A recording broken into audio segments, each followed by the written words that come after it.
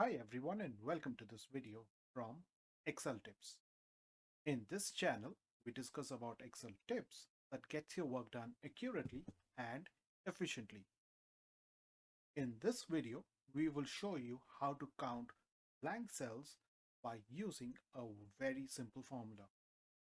Now, imagine a scenario where you have been given a list where some of the rows are empty and you need to count the number of rows that are empty or blank.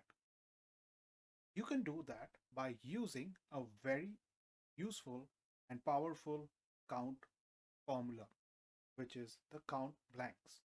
But before we get into the count blanks, let us quickly look at two other count formulas. First one is the original count formula. What it does, it counts the number of cells in a range that contain numbers, which is simply count, open quotes, select the entire range and close brackets. The second one that we have here is the count A, which counts the number of cells in a range that are not empty. Now the difference between count and count A is count contains only numbers, whereas count A will count numbers as well as text. Again, you say count A, open brackets, select the range and close brackets, which gives you this. Now comes the count blanks. You can use the formula count blank. Double click on this, open brackets, and again select the range here and close bracket.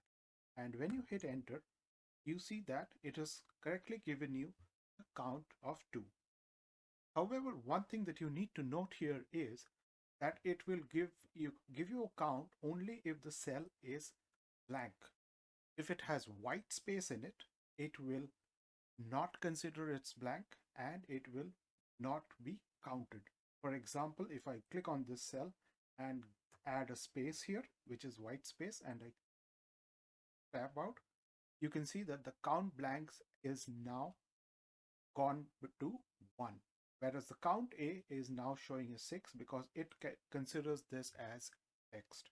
So it is counted that there are 6 cells here in this range which have some value, be it a text or a number, and only one cell which is blank.